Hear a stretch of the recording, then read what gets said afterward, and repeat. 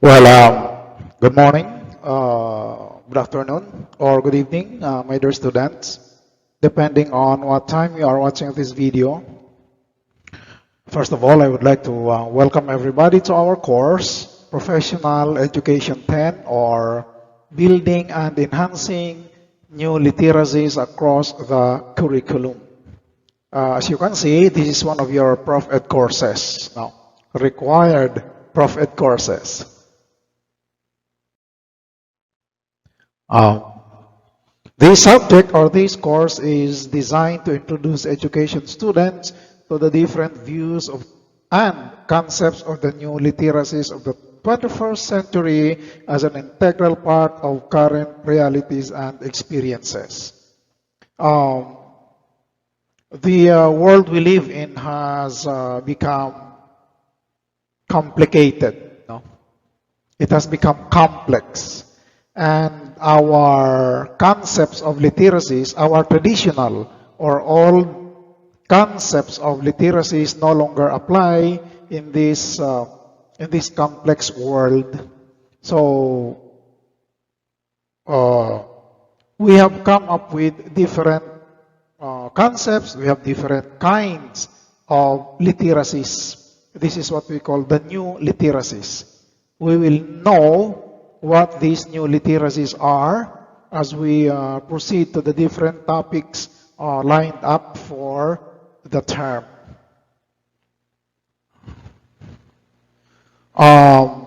This phenomenon, meaning the emergence of new literacies, pertaining to the 21st century literacies, which is experienced and shared across different areas of learning, include the following: globalization and multicultural literacy, social literacy, media literacy, financial literacy, cyber digital literacy, eco-literacy, and art and creative literacy. Various teaching modalities shall be used in this course. As already mentioned, we have this old notion, we have this old idea of literacy. Before, as long as a person is able to read and write, he is already called literate. Literate na ang tawag sa kanya. But as emphasized earlier, our world, the world we live in, the societies we live in, have become too complex, primarily because of the changes that have occurred around us, just like in the field of technology, the field of governance, the field of economics. Almost everything has changed. Almost everything has become complex. Naging komplikado na ang buhay, naging komplikado na ang mundo. So, the notion of being literate because somebody just knows how to read and write no longer applies. Sa panahong ito, ang isang taong kahit marunong bumasa at sumulat ay pwede pa rin tawaging illiterate because he doesn't have certain skills that are needed not only to survive but to thrive and excel in the complex world we live in at present. Sabi nga natin kanina, komplikado na ang mundo ngayon, hindi sapat na basta ka lang marunong sumulat at bumasa. We need many other kinds of literacies. We need more kinds of literacies. Ano itong mga ito? Itong mga nabanggit. Multicultural literacy, social literacy, media literacy, financial literacy, and so on and so forth. And of course, because you will become teachers later, you need to have a thorough understanding of these different kinds of literacies, so that you can prepare appropriate learning activities and learning experiences for your pupils to address different kinds of literacies. Okay. So for our course outcomes, the following are our desired outcomes for this course. At the end of the semester, the students, meaning you, should be able to demonstrate understanding of 21st century education concepts, as well as new literacies, functional literacy, multi-literacy, and 21st century skills. Do not be intimidated with these terminologies, class, no? They might not mean much to you at this point, but as we go on with the different topics lined up for the term, you will come to understand more the meanings, the implications of these terminologies. No? So that's one objective. Another one is to explain how the new literacies can be applied in the teacher education curriculum. As already mentioned earlier, you will become teachers later. So, as education students, you must be able to have this understanding of how these literacies, different kinds of literacies, can be applied in actual teaching, in actual classroom situations. What kind of learning experiences will you prepare for your students? What kind of teaching approaches or strategies will you use in relation to the different kinds of literacies? How will you teach them? These are some of the questions that we are going to answer in the course of our discussions. Okay. Here's another objective that we want to achieve or attain in this course. You are also expected to demonstrate understanding of how teaching strategies that develop critical and creative thinking and or higher order thinking skills may be used. I think you are already familiar with the concept of higher order thinking skills. No? We have already studied Bloom's taxonomy. We already understand that educational objectives come in the form of a hierarchy. And as teachers, we are advised to aim for, we are advised to target educational objectives that are geared towards higher order thinking skills, no? Analyzing, applying, evaluating, creating. Those are what we call higher order thinking skills. As emphasized many times before in our encounters, as pointed out many times before in our engagements or discussions, we should always aim for higher objectives. We should not settle on pure memorization all the time. Okay.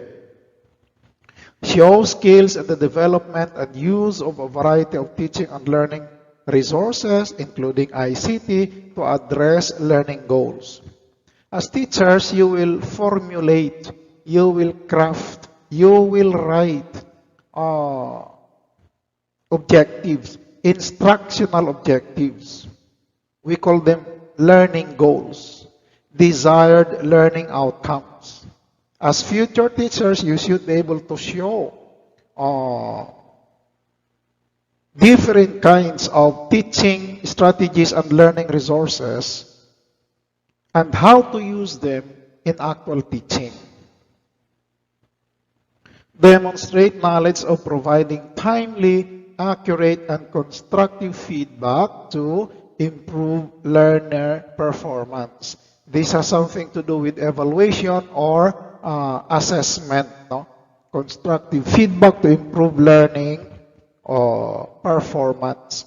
I think you already know the importance of assessment, no? The importance of evaluation. As teachers, we are taught to always evaluate so that we will know, no, the extent of learning attained or achieved by our pupils. Without assessment, without evaluation, we will not know whether they are learning or not. Okay. So kanina pa po ako literacy ng literacy, no? Let us try to understand the meaning of this terminology now. Well, I think I have already said something about this a while ago. Literacy is defined by dictionaries as the state of being able to read and write. This is the traditional definition of literacy. This is the old definition of literacy. Sabi ko nga kanina, noong una, basta ikaw ay marunong bumasa at sumulat, literate na ang tawag sa'yo. It doesn't matter whether you can just read or it doesn't matter whether all you can read are simple words like single syllable words or one syllable words. Basta marunong kang bumasa, literate na ang tawag sa iyo. That is the dictionary definition of literacy. That is the traditional definition of literacy. It is, dapat may is dyan, mga kapatid. It is generally believed that such traditional definition no longer suffices in the information age. See, as already mentioned before, our world has become sophisticated. It has become complex. Life has become complicated because of the breakthroughs, because of the discoveries, because of the inventions in the field of technology and in other sciences.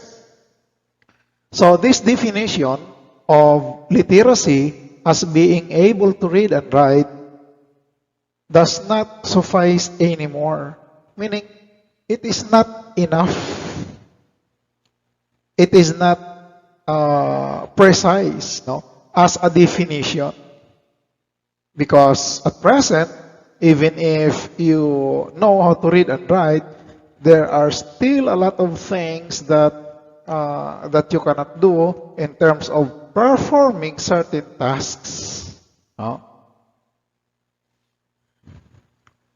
So to fully understand, to thoroughly understand the full meaning of literacy,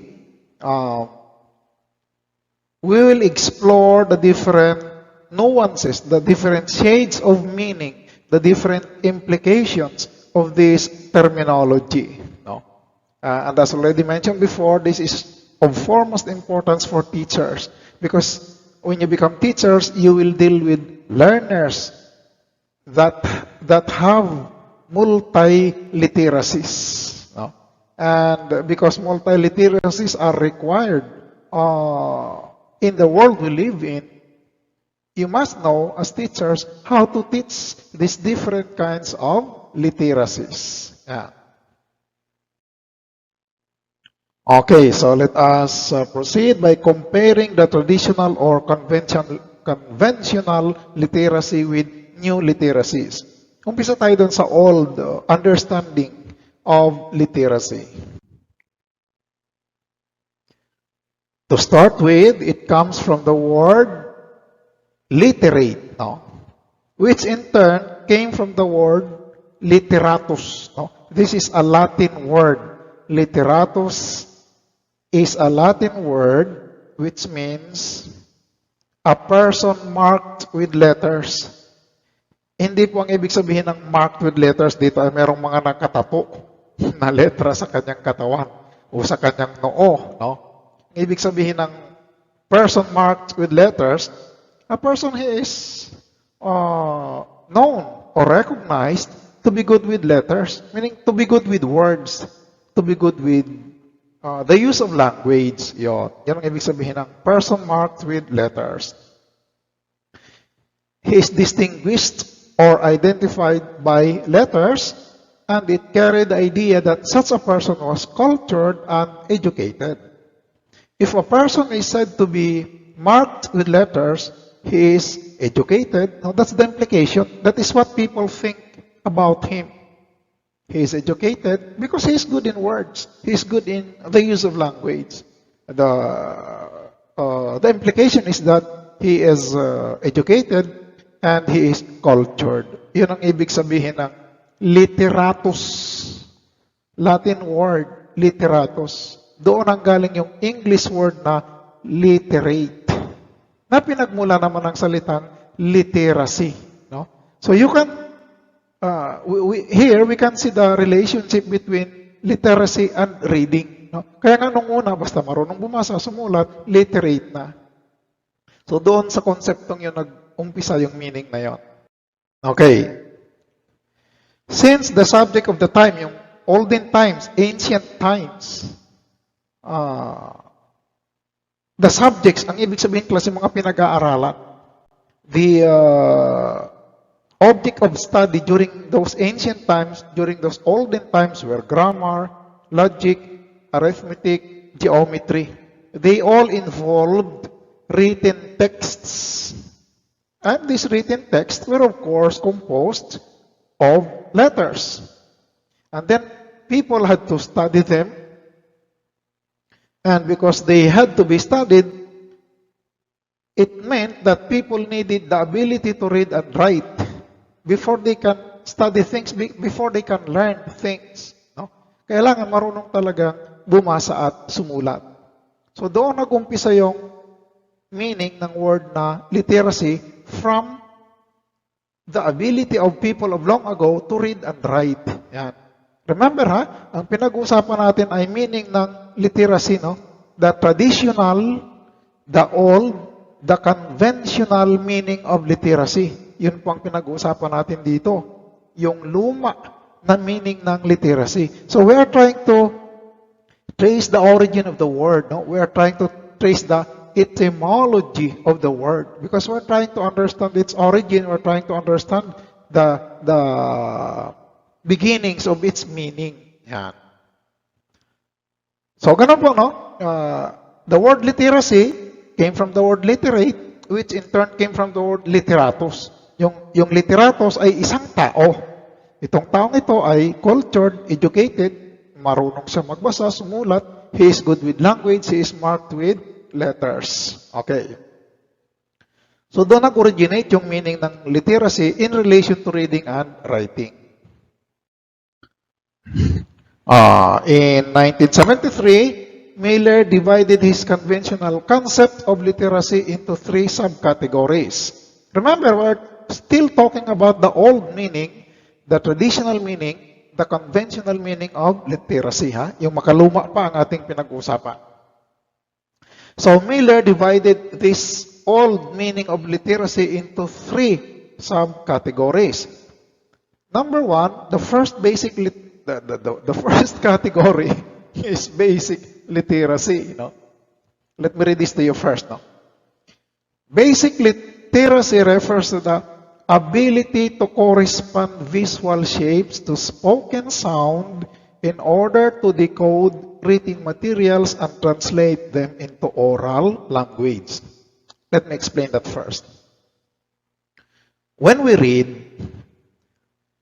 we recognize letters as shapes. Halimbawa, letter A. Nare-recognize natin yung letter A. Nakikilala natin siya. And then we associate. We connect that shape with a sound. Yung shape ng A, yung hitsura ng A, iniuugnay natin siya sa isang tunog. Yan. That is what we do when we read. When we decode written language, no, written words, we translate them into oral language. Halimbawa, we read the word, halimbawa, school, the word school. So, we recognize S, we recognize C, then H, kilala natin. Yung dalawang O, kilala din natin. We also recognize L. And then we read them according to the sequence or order they are written. So, we read it as school. The word school. School. And then the word school triggers certain meanings in our mind. That is how we read. That is how we decode the written word. Now, yun ang tinatawag ni Miller na basic literacy. Simply put, it is the ability to recognize letters and words. Hindi yan words, ha? Kamalian naman tayo sa pagta. Hindi yan words. It should be words. mga salita. No? This would be like recognizing that the sequence of letters B, A, S, A forms the word basa in Filipino, even without understanding what it means. That's basic literacy. Where we recognize a letter, we associate it with a sound, and then we recognize a word. Halimbawa, the word basa nga ito. Alam natin yung B, kilala natin na siya ay letter B, and we know that it represents the sound. Yung letter B, ang tunog niya ay B. We know that. So, dinagdagan ng letter A, ang tunog naman ng letter A ay A. Then, dinagdagan siya ng letter S, ang tunog niya ay S. Dinagdagan ng another letter A, ang tunog naman niya ay A. So, we put them all together, asa, basa. So, we are able to read the word basa. That is basic literacy. And according to Miller, we don't even have to understand what the word basa means. Basta nababasa natin yung word, even if we understand it, that is already called basic literacy. Halimbawa, the word dog. Alam natin yung letter D, where we know that it represents the sound. Letter D, ang tunog. Letter O, yun, yung kanyang tunog. O. Then letter G, ang tunog naman niya ay So we put them together kasi marunong nga tayo ng basic literacy, marunong tayong bumasa at a particular level. We know that this word composed of 3 letters, D-O-G, is pronounced dog. Kasi yung D, then O, then G, dog. Dog. So nababasa natin yung salitang dog. That's basic literacy. Recognizing letters and translating them into oral language. Basic literacy. Ang tawag dyan ni Miller. Remember, we're talking about the traditional or the conventional meaning of literacy. Yung makaluma pang meaning ng literacy. Miller divided this old meaning into 3 categories. Ito nga ngayon itong pinag-uusapan natin. Itong basic literacy ang una. Ang pangalawa, comprehension literacy.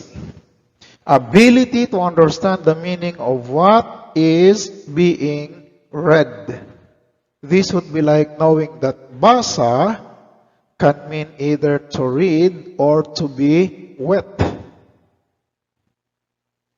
Comprehension literacy. To comprehend is to understand, no? So, this has something to do with our ability to understand the meaning of what is being read.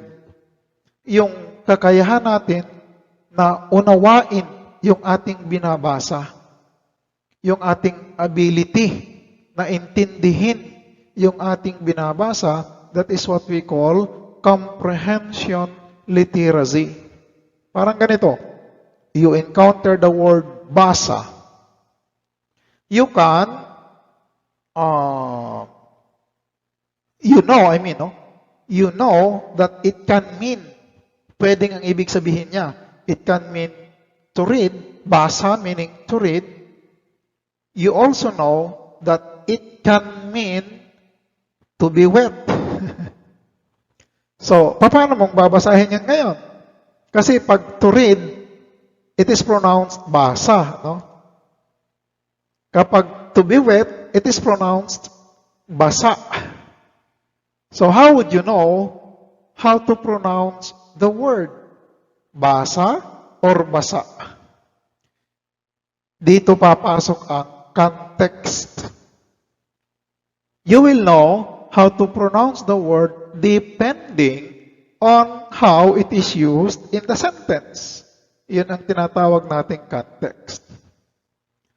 Halimbawa, the sentence is, basa, no? Gawin natin Filipino kasi basa nga.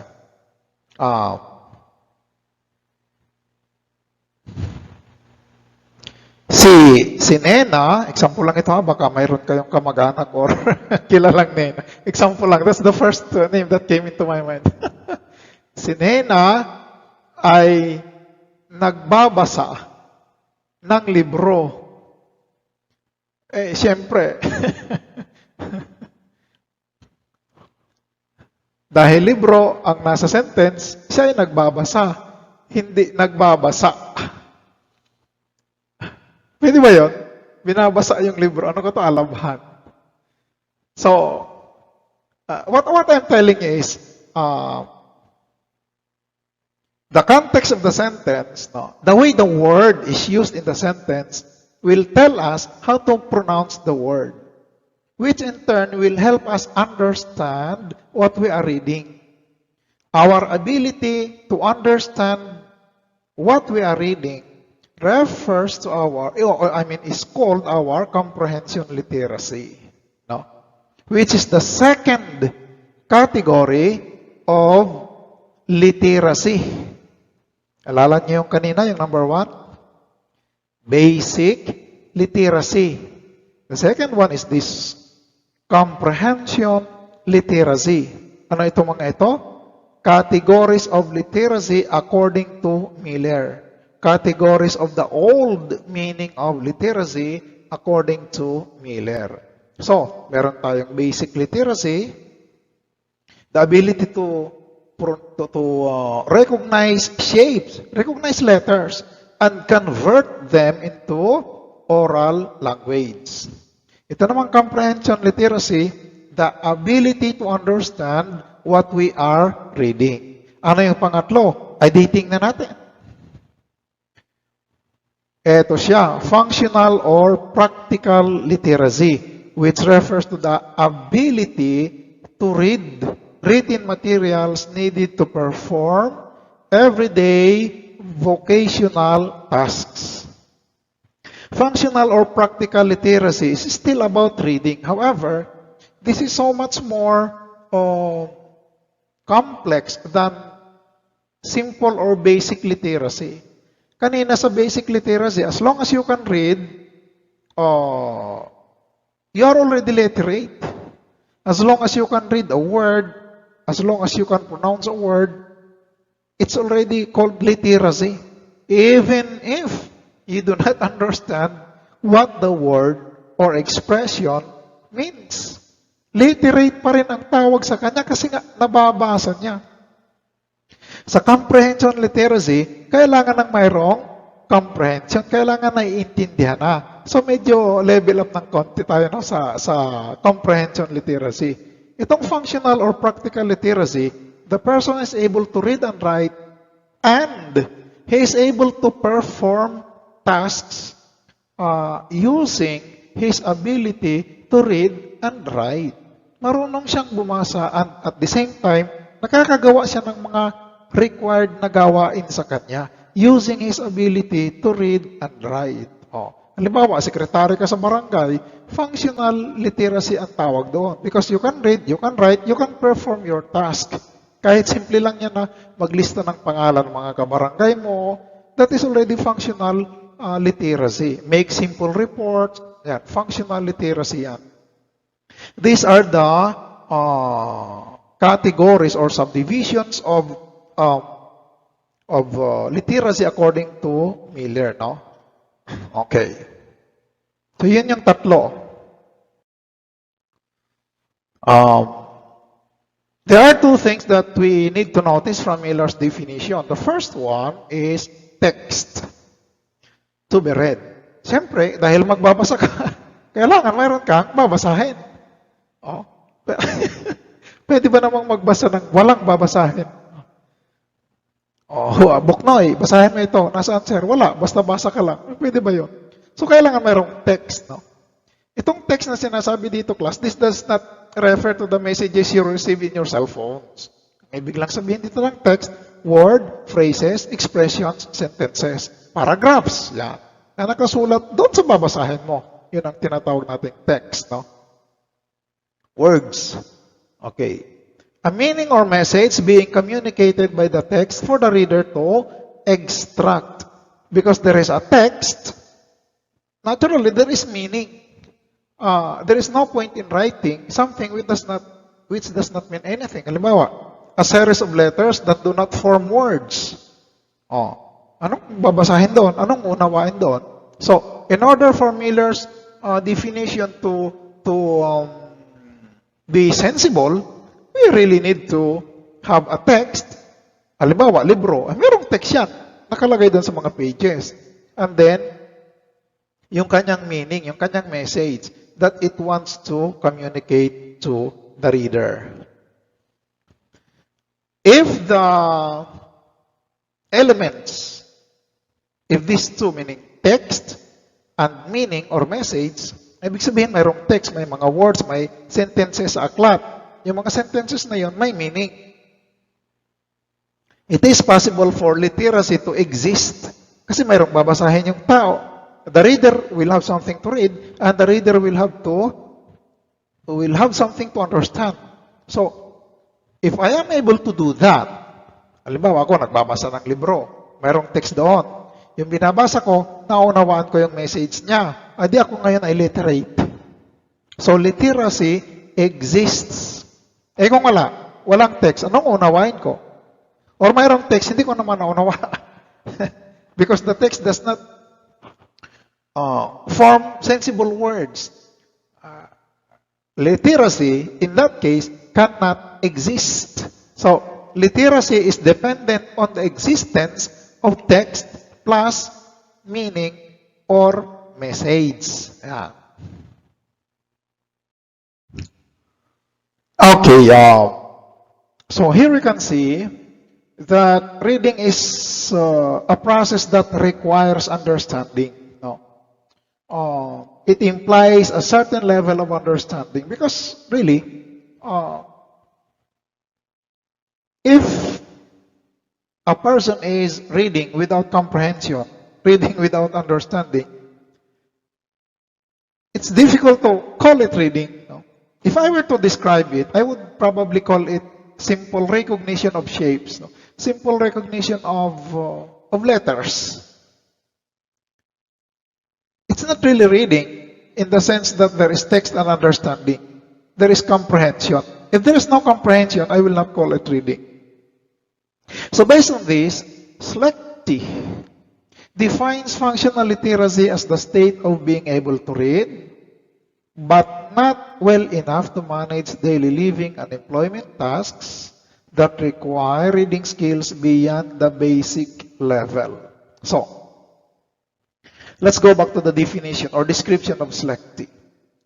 He defines functional literacy as the state of being able to read. Ibig sabihin, for Slechty, a person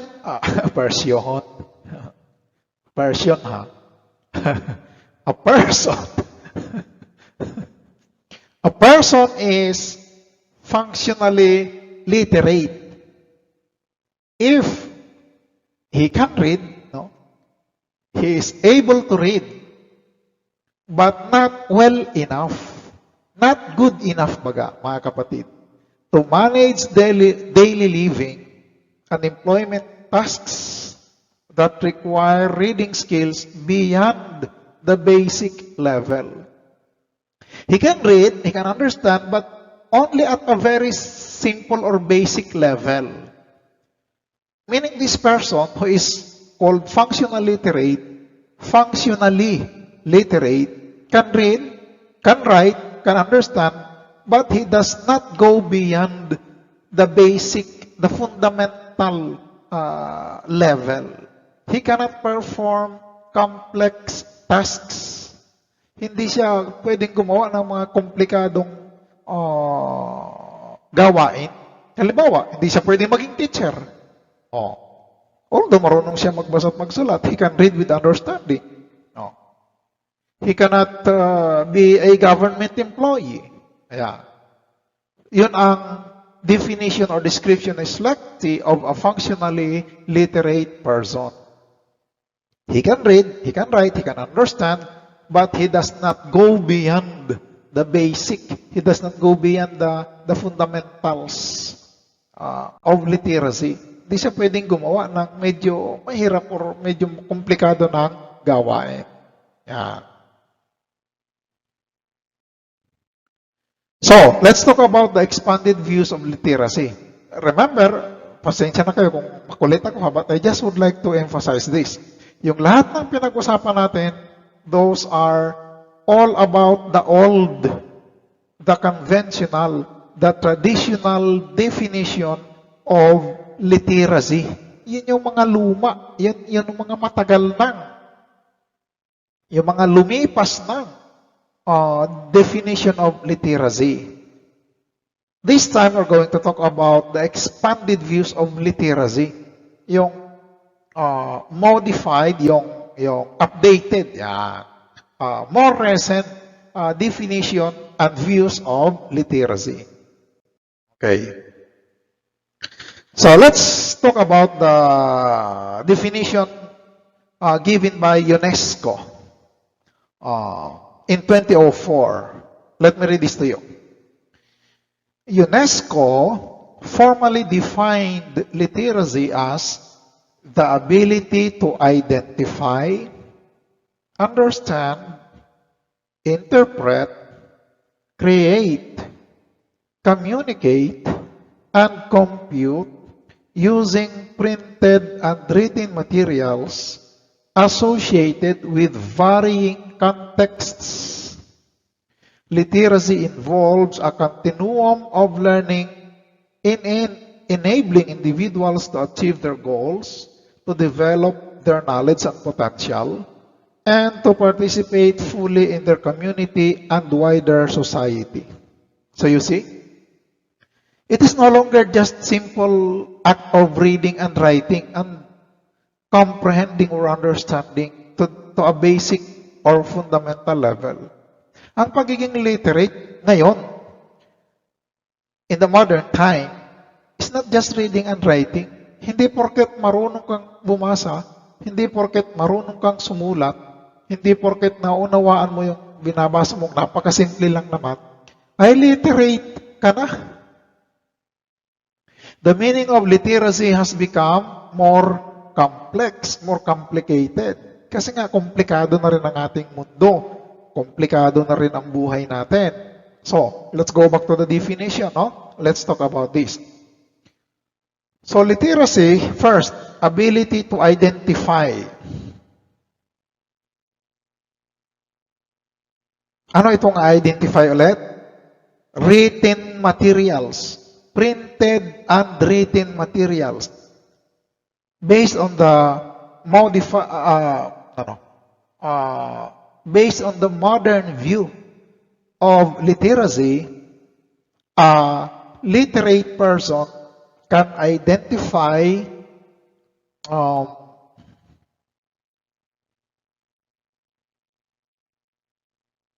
printed and written materials.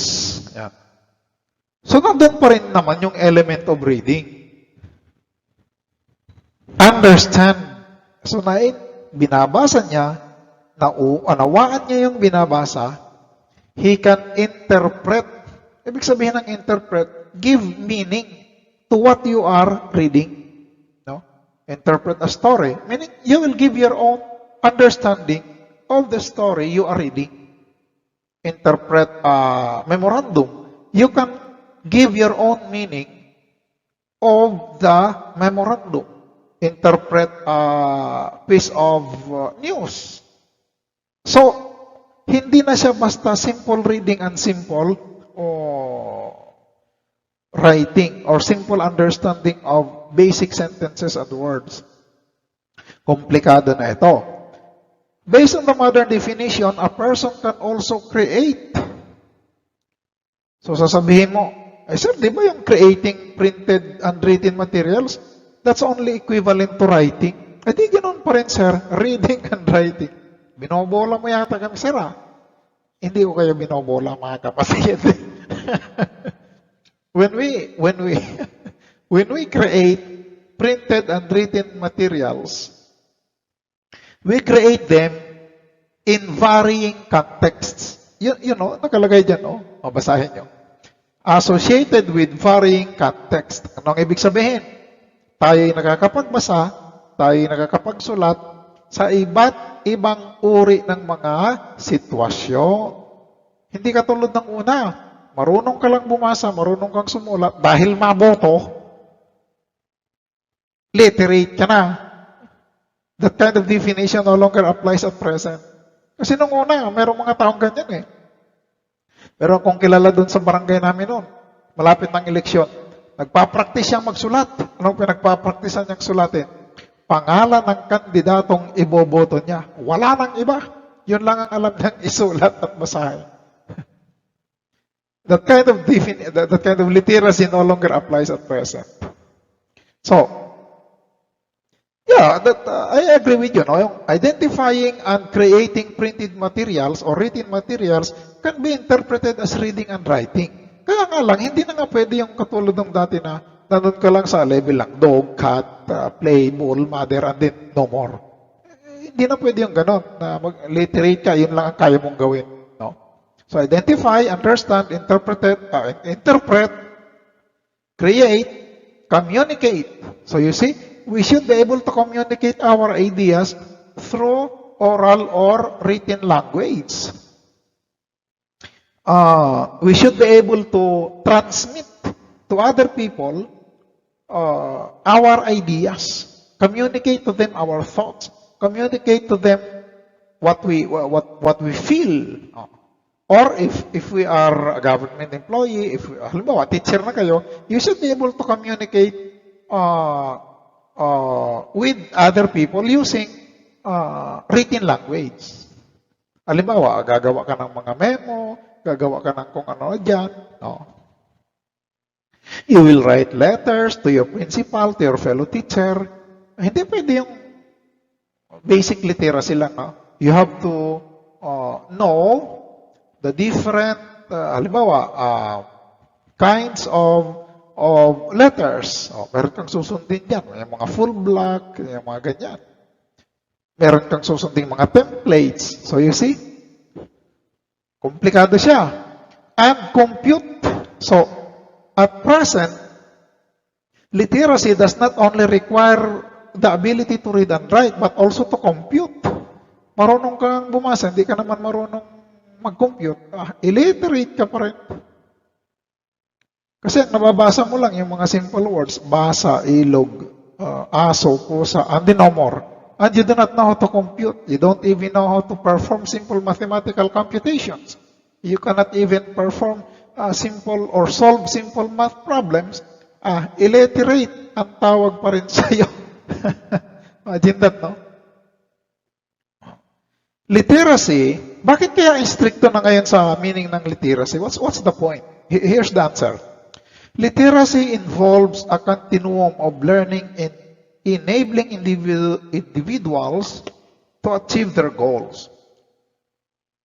The reason why the meaning of literacy has been expanded is that at present there is emphasis on the ability to learn and the ability to use that learning, to use that knowledge in achieving personal goals or in achieving professional goals.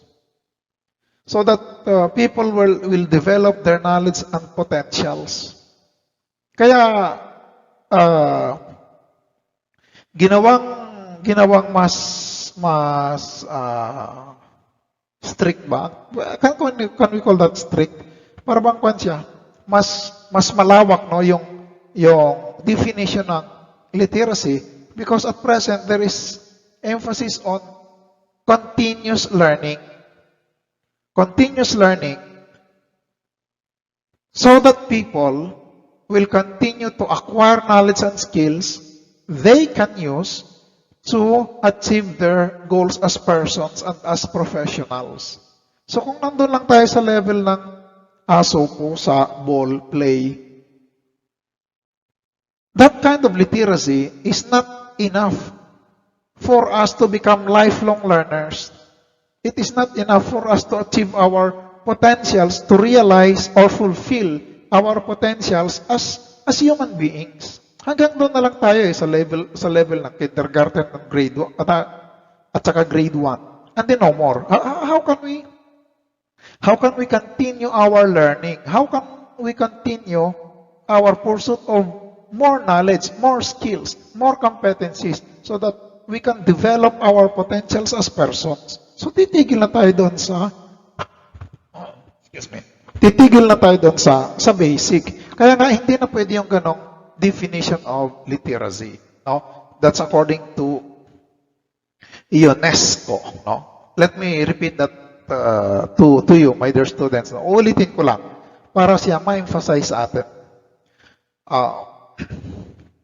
Literacy is the ability to identify, understand, interpret, create, communicate, and compute using printed and written materials associated with varying contexts. I would like to go back to the phrase with varying contexts. Ang ibig sabihin dito, varying context, iba-ibang sitwasyon, different settings. Kung nasa school ka, you can communicate, you can read, you can write, you can compute. You go home, nandun pa rin sa iyo yung skill. You can read, you can write, you can understand the texts that you encounter at home, whether it is in the form of newspapers, letter from relatives, text you read on TV, in social media, nagagawa mo siya lahat. In the community, no? You can also use your knowledge in serving the community. Kaya nga dito sa bandang baba, you can see, people are expected to participate fully in the community and wider society. Literate tayo if we have that ability to use our knowledge to learn more, to learn on our own, and to pursue our goals as persons. And more importantly, to contribute to the development of our community and our society. Yun ang tinatawag ngayon na literate. Hindi yung basta marunong ka lang bumasa at sumulat, ay literate ka na. This kind of definition does not apply anymore. Marunong ka nga bumasa, hindi mo naman siya nagagamit to learn more, to fulfill your potentials as a person. Marami ka pa sanang potentials as a person. You can do so much more as a person.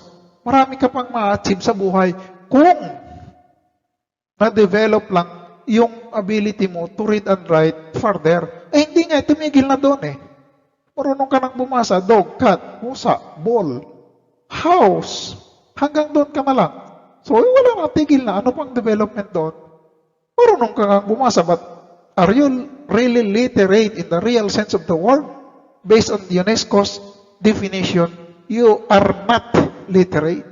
Marunong ka lang bumasa, marunong ka nang sumulat, hanggang sa level na yon, basic lang, hindi ka literate. That's the definition of UNESCO. Ngayon, para maging literate ka, marami silang hinahanap. You can identify, you can understand, you can interpret, you can create, you can communicate, you can compute. Yan ang mga kailangan. And you can use this knowledge, to achieve or attain more learning. Bakit kailangan matuto pa ng mas marami? Para nga ma-fulfill, ma-realize yung ating potentials as human beings. So that we can come up with the best versions of ourselves. Lahat ng abilities natin as a person, ma-develop pa natin using our literacy, using our ability to identify, understand, and so on and so forth.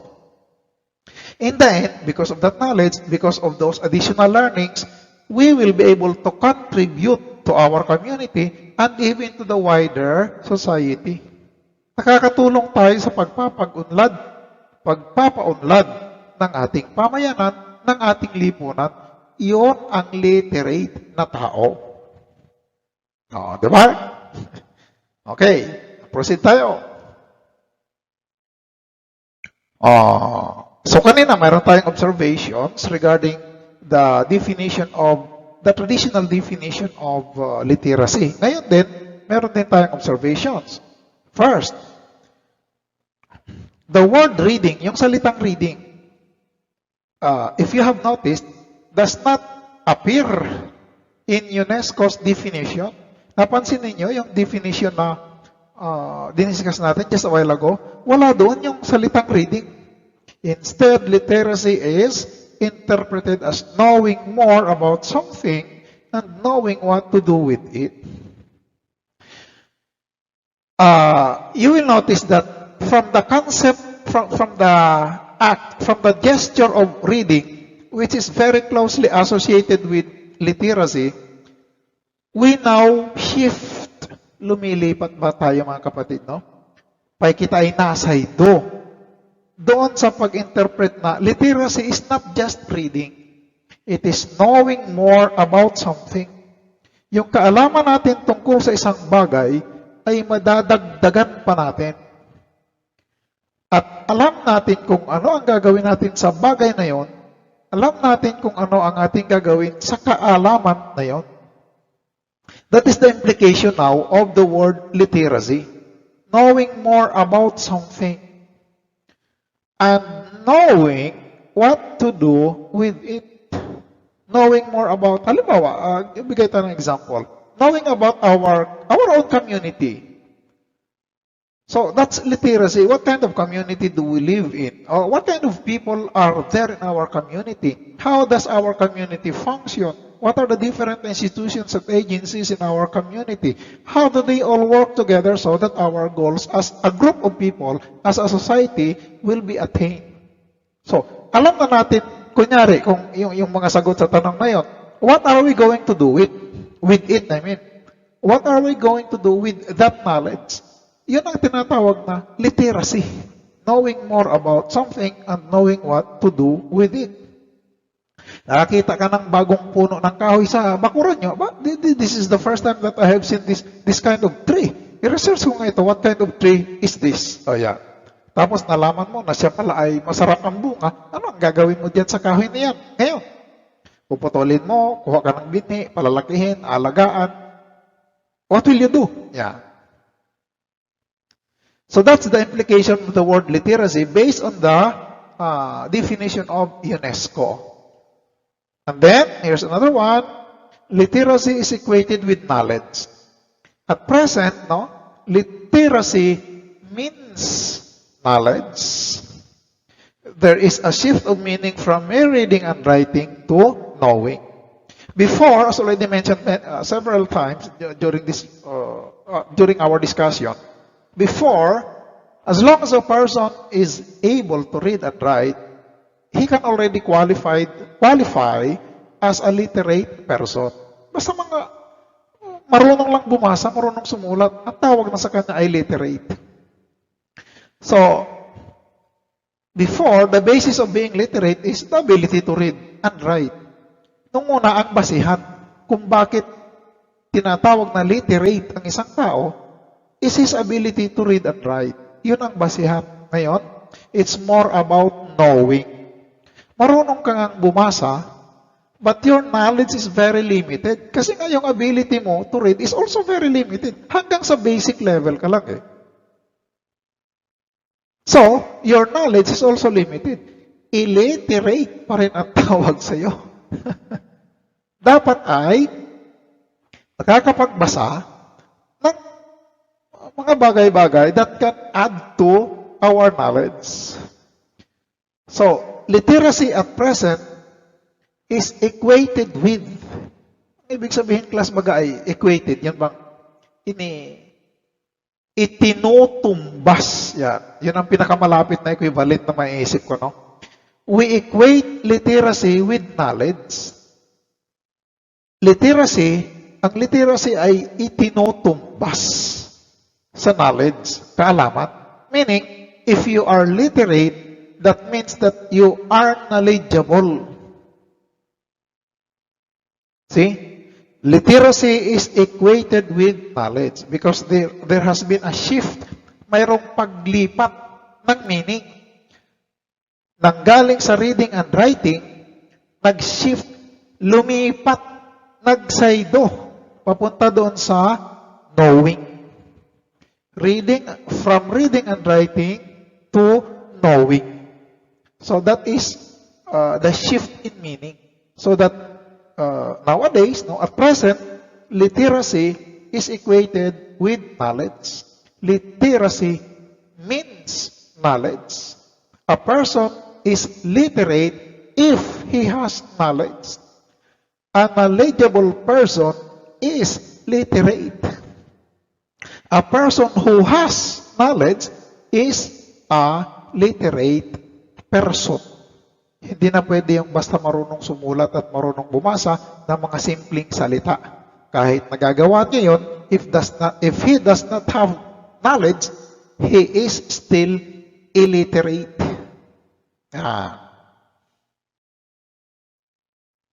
Okay, things to remember. Mayroong reminder sa atin.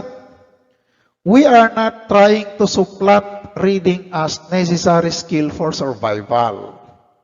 Hindi naman po natin pinuput down yung reading. We are not trying to what do you call this? Belittle. Hindi natin minamaliit, no?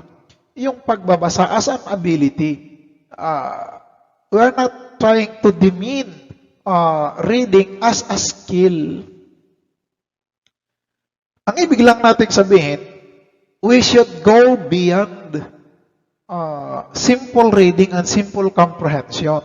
Of course, even at present, to become literate, you still need to read.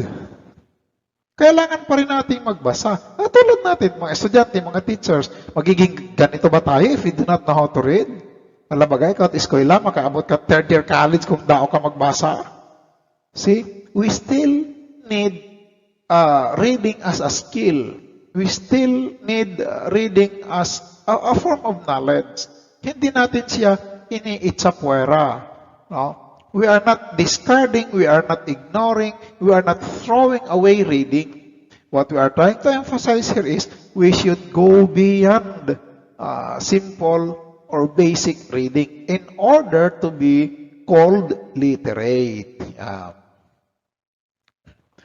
Viewed from the perspective of literacy as knowledge, the new literacies begin to make sense as they are the skills and bodies of knowledge that are necessary for survival and productivity in the information age.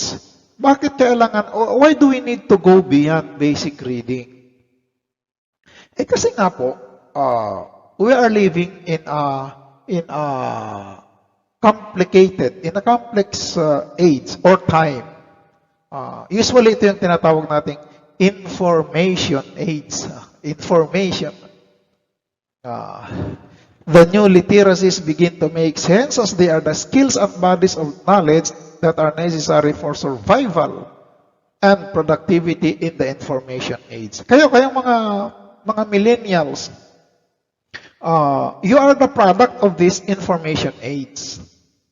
Do you think you can survive and excel in the kind of world that we have today with only the basic skills of knowledge of reading and writing? Aabot ka ba sa level mo ngayon as a third year B.Ed student with only the basic skills of reading? I don't think so. Can you survive in a society that thrives on words? At present, you really need words to survive. Sa social media pa lang, if you do not know how to use the social media, if you are limited to basic words, you cannot participate in the different kinds of activities that are going on in social media. Posting messages, posting updates to your account, uploading pictures with beautiful captions, inspiring stories, inspiring messages. You cannot do that if you are only at the basic level of reading and writing. No? Ngayon pa naman, at this age, no? Pag wala ka daw social media account, you do not exist as a person. Hindi ka daw nag-i-exist sa mundo. Ang lupit ng mundo natin ngayon, no? Okay. So, these skills are necessary for survival and productivity. Kailangan natin mag-level up in terms of our literacy. Hindi na pwede yung simple reading and writing. So as I was saying just a while ago, you are a product of this age, no? Yung iba sa inyo pinanganak, nag-uumpisa pa lang yung computers, nag-uumpisa pa lang yung internet to become worldwide. Sorry, you are a product of this so-called information age. So this is not much of a problem with you, no? Sa mga edad namin, sometimes we encounter problems with technology, with gadgets, with computers, pero awa ng Diyos, nakakaagapay naman. Kahit paano. Okay, so let us proceed now. The new literacy, itong tinatawag daw natin na new literacies is not really new because they have already existed before.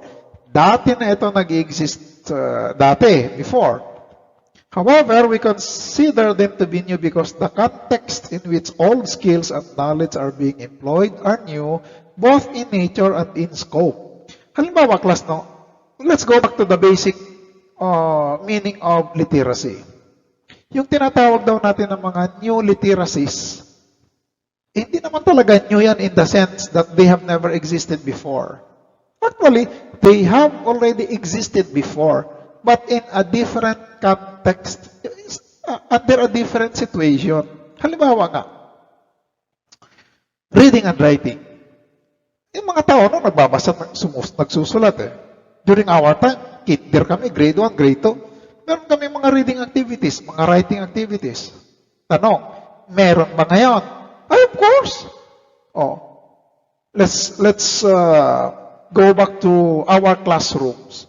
O, di ba ang mga bata, nagsusulat, nagbabasa, until now. So, itong reading and writing, it's still there. Yung pag-compute, kanina sa definition ng UNESCO, we need to compute daw eh. Nagko-compute ba? Bakit yung mga tao ba noon? Di ba sila nag-compute? Di ba nag-compute din? Kaya lang, simple lang yung kanilang computations before. Gat mabaligyan isra, tig-pilag kilo, tig-50 halimbawa, 50 pesos itong bayad ko sa iyo. 100 ang aking pera, suklian mo ako ng 50 pesos. Something like that. Pero ngayon, ang mga computations natin ay komplikado na.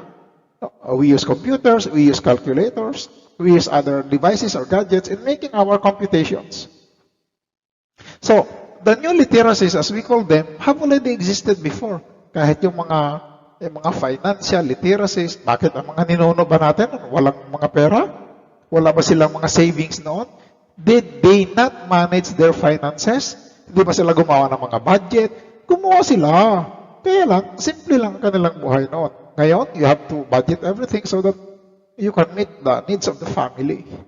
Meron tayong mga savings sa mga bangko, gumagawa tayo ng mga alkansiya. Baka yung mga ninuno natin gumagawa din ng alkansiya na, no? Mga kawayan, mga clay, tawag yun sa alkansiya, piggy banks. Ako nung malit na bata, may mga alkansiya ko. Ginagamit ko kawayan. Meron din ako no na yung lata, lagyan ko ng coins. So, ito mga tinatawag nating new literacies at present, they have already existed before, but only in their most basic forms. Dahil nga nung una, simple lang buhay. People can survive with just through barter. No? Babarter lang sila. Palitan ng products ba, class? Ako mangingisda, ikaw farmer. Marami kang bigas, wala ka namang ulam. Ako maraming isda, marami akong ulam, wala naman akong bigas. Alang ang yayano na ako nagkabaoy ng mga tulingan, mga bisogo. Ikaw din, dira, pwedeng pakaroon mo na yung bugas at paya. Eh. Ano nangyayari ngayon? Babarter tayo. O itong isda, palit ng iyong bigas or malay. O, di pareho tayo masarap ang pagkain. Meron kang bigas, meron ka pang ulam ngayon. Ako rin, meron ulam, meron akong bigas. O, kain din ako. We're both happy. Pwede yung buhay na ganun noon, class. Kasi simple nga eh. Ngayon, Hindi. Parang, wala na akong nakikita nagbabarter ngayon. No? Talagang, tigpila ka ng bugas, tigpila ka ng paya, tigpila ka ng isra. Then, I pay you, you pay me. And then, compute tayo. Ganun yun. So, iba-iba lang ang sitwasyon, iba-iba yung lipunan, iba-iba yung context. We live in different kinds of societies or communities, but the skills are still there. Kumbaga nga, class ay tayo ay nag-level up lang. Naging mahirap, naging komplikado, naging masalimuota. Masalimuota, parang ang gulo, no? Ang ibig ko lang sabihin ay hindi na siya simple. No? The life we have right now, the kind of society we live in is not simple. It's not easy to live at present. No? I'm sure you can also experience this. No? Siguro na kikwento ng mga parents nyo, grandparents nyo, Apo, ganito ang buhay namin noon. Simple lang. Kayo, mahirap. Okay. Okay. So the new literacies arose from the increasing availability of communication technologies that were once unavailable to the average individual. There has been a dramatic improvement. There have been dramatic breakthroughs in the field of communication, as already mentioned. No? These things were not available to the average individual before. Say, for example, class, I remember I had my first cell phone in the year 2000 yata yun eh. That was the year I had my first cell phone, year 2000. I remember that was also the year when I first started using the internet, year 2000. So ipagpalagay na lang natin na na-delay ako ng mga 5 years or even 10 years. So 1990 kunyari nag-umpisa yung paglaganap ng internet. Ilang taon lang yun. From 1990 to the present, it's just a matter of, ilan ba? 31 years? No? 31 years? So before that, life was not as complicated as it is today. Kaya nga pwede yung mga simple skills noon. So, because of the emergence, because of the advent of these communication technologies, new skills are also needed. New literacies are also needed. No? Siguro kayo, nang pinanganak kayo, laganap ng internet sa mga cellphones eh. Ay ilang taon pa lang kayo, ilang taon pa lang yan. See?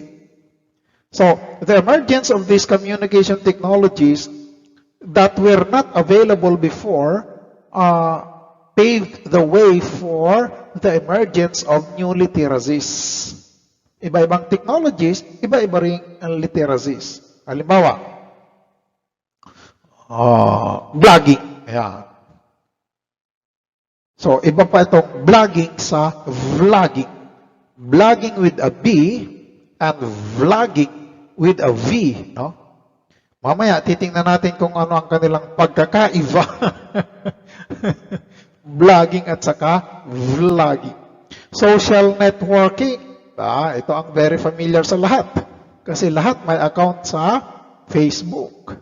Hindi pa natuwa, hindi pa nagkasya, meron pang account sa Instagram. Kinulang pa, may account pa rin ulit sa Twitter. And even text messaging change and expand both the extent and the form of our communication. Because of these technologies, we communicate differently now than we did before. During our time, kami ang nasa elementary, kami ang nasa high school, when we would write to our friends, our relatives, we would write a letter. Kuha kami ng yellow pad, kuha kami ng coupon band, kuha ng ballpen, susulat kami. Dear Atanasio, my dear cousin. So you see, sulat. And then, what do you get? coupon band pa rin, hindi na. You get your cell phone, you get your computer. Kuha pa rin ng ballpen? No, you do not do that. You start typing. Or you start composing your message in your cell phone. Punta ka pa ng post office, ha? Punta ka pa ng post office, hindi na, no? Email na lang. Or send the message through Messenger or other applications. So you see, we communicate differently now. And when we write letters, through email, through message, hindi lang puro text, meron pang mga images, may videos, may naka-attach na audio files, may mga emojis, no? Kumusta ka? Ha ha ha. And then may emojis na ang daming tumatawa, ha ha ha emojis. So you see, kulang pa yung text, may picture pa, may emojis pa. That is how we communicate at present.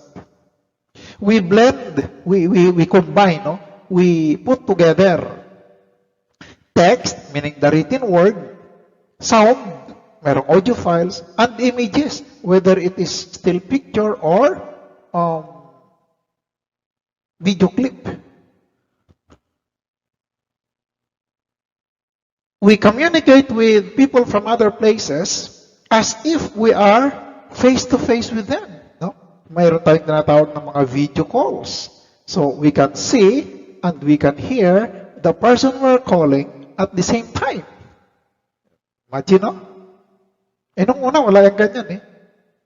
You write to your relative in the city, sulat ka talaga. Mano-manong pagsulat. Punta ka sa post office, papadala. Pag emergency, telegrama. Yeah. So these are the different kinds of technologies that have emerged through the past few decades. And because of the emergence of these new technologies, dahil nga iba na ang paraan ng pakikipag-communicate ngayon, laganap ng teknolohiya, hindi na po pwede yung literacy na simple reading, simple writing, simple comprehension. Hindi na po pwede yan ngayon. Okay. Teka, sabi ko kanina, we'll try to understand the difference between blogging. Itong blogging with a B, blogging. This is a process by which a person posts updates about his personal activities or whatever it is that he is writing about. The point here is that he does it through writing. Nagtatype lang siya. Or he puts pictures. Blogging niya. This is a shortening of bit lags. No? Pinagsama yung bit or byte, yung sa computer ba? Bits, bytes, at saka log, meaning record. As in, logbook. Yan. Log record. Bit or byte plus log, blog. Yan, blog. A written record, a written narration, a written description of an experience, an idea, a thought, whatever it is na sinusulat ng blogger. Sinusulat lang niya. Yung vlogging, kasi yung V stands for video. Yeah. Marami ito sa YouTube, no? Mga vloggers. And they earn a lot because of their vlogs. If you are a good vlogger, you will have many subscribers and you will earn a lot of money from YouTube. Yan. Kaya kayo, mag-vlog na kayo. Magiging sikat kang vlogger. Katulad ni sina Ivana. Yan. Mga vloggers yan. No? Ivana Alawi. Daming subscribers ni Ivana. Kaya ayun, laki ng kinikita niya sa YouTube. Before we did not have this kind of communication. Anong mga vlog? Anong mga vlogging? Wala yan noon. So, nung una, pwedeng hindi ka marunong gumamit ng computer. Kasi wala pa namang internet. Wala pa namang computer in the first place. Eh bakit mo kailangan yung skills na yun? This technology was not yet in existence during that time. Pero ngayon, modern times, these things are all around us, and we encounter them daily in our life. Lalo ngayon, pandemic, our learning depends on the availability of technology. O itong klase natin niya, imagine, I never thought in my life that I will be teaching my class this way. Na nandiyan kayo kung saan lupalop kayo ng kalatraba ng mundo, no? Ako naman nandito sa aking classroom, wala akong kasama dito, ang lungkot nga. I never thought that I would be teaching my class this way. Mabuti na lang, medyo marunong akong gumamit ng laptop, nakakapag video edit kahit paano. Kung hindi ako marunong, I can no longer do my job as a teacher. Illiterate na ngayon ang tawag sa akin. Okay. So, to summarize the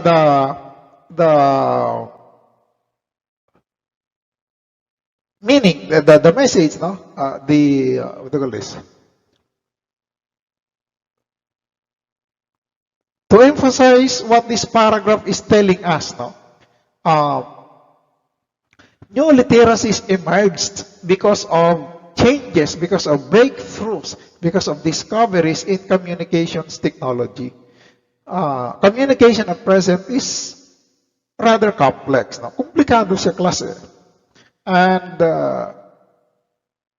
a simple skill of reading and writing will not suffice in order to survive, thrive, or excel in these modern times. As a matter of fact, maraming mga tao na marunong bumasa, marunong sumulat, hindi marunong gumamit ng technology. Bakit? Kasi limited lang sila doon sa pinaka-basic. Marunong lang sumulat, marunong bumasa, pero hanggang doon lang sa level ng grade 1, level ng grade 2. Di ba nakakapagbasa naman ng grade 2? Sir, bakit ngayon ay marami ako nakikita grade 2, ang galing-galing mag-internet, ang galing-galing mag-laptop. Kasi nga po, they grew up in this kind of environment already. Nung ipinanganak sila, nandyan na yan eh. Plus, mga bata pa yan, they are fast learners, no? Kids learn very fast. Mas madali silang matuto kaysa mga adults in terms of technology, no? Yung ibang mga tatay at nanay, papaturo sa kanilang anak. Anak, paano ba mag-send ng message sa messenger? Ako kung minsan, nagpapaturo sa aking anak, no? Paano gumamit ng Canvas, paano gumamit ng Google Classroom. So you see, anak ko yun. So we have to adjust to this kind of environment, we have to adjust to this kind of world we live in, where life is complicated, communication is complicated, communication technologies are all around us, and we have to cope with all these changes. Kaya nga, hindi na pwede ngayon yung basta marunong sumulat lang at bumasa. Marunong dapat umunawa, marunong mag-process. We should know how to process information, how to put together information, how to use this information. These are all complex skills that are all covered by the term new literacies. So, hindi lang naman sa technology yan. There are many forms of new literacies as already mentioned earlier. Marami naman, hindi lang naman puro internet at puros laptop at puros gadget. Mamaya madadaanan natin yung iba pang uri ng mga new literacies. So, proceed tayo, no? Okay. 3 things that have been critical in the rise of the new literacies. 3 factors, 3 bagay na nakatulong sa laganap, sa pag-emerge ng new literacies. First, increased reach. Malayo ang naaabot natin in terms of communication. We are communicating with more people from more diverse cultures across vaster distances than ever before. Yung ating pakikipag-communicate ay mas malayo na ngayon ang kanyang nararating. Mas maraming tao ang nararating natin all at the same time. We are communicating with more people. Halimbawa, post ka ng o mag-post ka sa Facebook. How many people will read this post? And where are these people? They are scattered all throughout the world. Siguro sa Facebook account nyo, meron kayong mga friends na foreigners. Kung saan-saan niya nakakalat. May sa Africa, may sa Europe, may sa Czechoslovakia, mayroong sa China, mayroong sa Indonesia. See? So pag-post mo doon, all of them can read this. So malayo yung reach, malayo yung nararating. And this kind of situation has helped the emergence. This kind of situation has pushed the emergence of new literacies. We are communicating with people from more diverse cultures. Yung ating katalastasan, talastasan talaga. The people we are communicating with come from diverse. They come from different. They come from varying cultural backgrounds. Iba-ibang kanilang kultura. Iba-ibang kanilang pinanggalingang mga bayan o bansa. And so therefore, iba ang kanilang kaugalian, iba yung kanilang lingwahe, iba nga ang kanilang kultura. And across vaster distances than ever before. See, sabi ko kanina, we can communicate instantly with people even they are at the opposite side of the world. Halimbawa, nasa Amerika, pwede mong tawagan, video call kayong dalawa. You can see each other through your gadgets. So itong sitwasyon mga ganito, this has given way, it has paved the way for the emergence of new literacies. Increased reach. Nung una kasi, gaano lang naman kalayo ang pwedeng marating ng sulat mo. Well, your letter, yung sulat sa coupon band or sa yellow pad, sinulat mo ng ballpen, that can also reach other countries. I'm not saying na yung sulat na gano'n, hindi makakarating ng ibang bansa. But how much longer will it take for that letter to reach the person? Simana, buyan, baka taon pa pag minalas-malas. Ngayon, our messages can reach the person within seconds. Isang segundo, 2 seconds, nandun na kagad. Halos isang segundo nga lang eh. Kasi pag post mo ng message, meron ka agad yung tuldok-tuldok o nagtatype ka agad ng reply. Di ba? So alam mo na, nandun na yung message. So you see, it's fast and it can reach even the farthest part of the world. As long as there is internet connectivity. Yeah. Basta ayos lang yung signal, ayos ang internet, kahit nasa kapatong bundok pa, you can communicate with one another. Increased means of communication. We are communicating in more ways and at faster speeds than ever before. So you see, nung una, what were the different means of communication available to people? So sige, meron na ring telephones noon. Meron na ring mga post offices. So we could write letters. At present, we have so much faster way of communicating with others. Nung una, pag sumusulat ako sa kapatid ko, wala pang internet wala pang internet. Early 1990s. Wala pang internet yan. I remember, wala pang mga cellphones eh. Early 1990s, nag-aaral ang kapatid ko sa Maynila. So, we communicated through letters. Kung mayroon ka, alam mo, papadala ng pera. It will take days bago makarating sa kanya yung sulat at saka pera. Or if I would like to talk to my sister, I would call her on the phone. Wala pang cellphone, so yung traditional na phone, dial, kring, hello, ganon. Ganon ang para namin ng communication dati. That is how we communicated with one another. Now, it is so much faster. Halimbawa, Nagpapadala ng pera. Siya naman ang papadala kunyari sa akin ng pera. Oh. Manong. Messenger sa messenger. O yung aking bayaw. Brother, here is the, yung number ba yung code? Yung transaction number yata yun. Sisend sa akin yung transaction number or transaction code.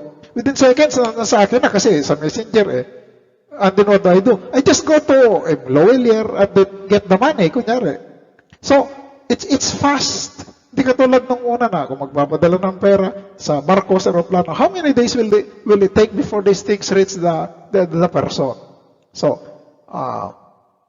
mabilis ngayon, mabilis. Nung una, if you are going to write a letter abroad, it will take weeks bago susulat ka, manumanong sulat from the Philippines to America, the US. Karugay-rugay, magsampot. Ngayon, isang email, isang message, click, nandun na kaagad. Bilis, no? All of these developments, all of these breakthroughs, all of these changes in communications technology, lahat yan ay nakatulong para magkaroon ng tinatawag nating new literacies. All of these things have contributed towards the emergence of what we call new literacies. Increased reach, increased means of communication, and increased breadth of content. Yan.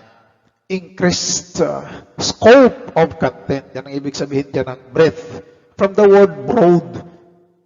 Broad ay malawak. Yung breadth, kung gaano kalawak. Yan. We are communicating about more things than ever before. You want to know about something, what do? You go to Google. Type ka lang, Pluto. Enter. Google will give you thousands, if not millions, of links towards the links to that information you are looking for. You can search about anything and it will be there. No? Yung lawak ba? Yung lawak ng sakop ng knowledge is so much more than we had done before. And so, these experiences, these things, these developments, these breakthroughs have contributed towards the emergence of what we call new literacies. So, makikita natin talaga, class, no? Hindi na talaga pwede yung simple reading, simple writing, simple comprehension. Hindi na pwede ang ganyang kind of literacy at present. Dahil, komplikado na ang ating lipunan, komplikado ang buhay, komplikado yung communication. There have been so many inventions, discoveries, and breakthroughs in science, particularly in the field of communication, which have contributed towards the emergence of these new literacies. No? Okay. So let us talk about this, no? Examples of complex questions requiring new set of skills and knowledge. Ito ay mga tanong that require new literacies. First, how do you work together with people of different cultures who might have vastly different perspectives on communication, work ethics, values, religious beliefs, and worldviews? What do we do when some of these might be mutually exclusive to our own? Okay, let's talk about this. At present, it is common for people coming from different cultural backgrounds to work together. Halimbawa, sa isang kumpanya, business company, a business company which conducts its business online. So, ang kanyang mga empleyado ay hindi nagre-report sa isang physical building. But, the employees connect and communicate with one another through the internet. Parang itong ginagawa natin ngayon. Halimbawa, ako yung presidente ng kumpanya, kayo ang aking mga empleyado, and you come from different cultural backgrounds. Yung iba sa inyo galing ng China, yung iba galing ng Malaysia, yung iba galing ng Afghanistan. Kasi dating Taliban nagbago lang ng buhay. Yung iba naman galing US. Yung iba galing Europe. Yung iba galing ng different parts of the world eh. Yung iba galing ng Czechoslovakia. So, iba-ibang kultura. As the owner or the president of the company, how do I deal with you? How do I deal with you people? My employee is coming from different cultural backgrounds. So, kailangan ko magkaroon ng mga skills. I need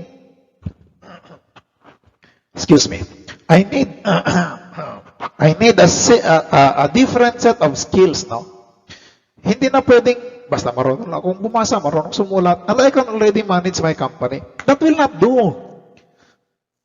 I need to possess, I need to have much more complex abilities, much more complex skills than that. Hindi pwedeng marunong lang akong bumasa ng mga simple words like school dog, cat, ball. Ay, mamamanage ko na yung aking company. Hindi pwede yun. Although based on the old definition, ay literate na ako. Kasi nga marunong akong bumasa at sumulat.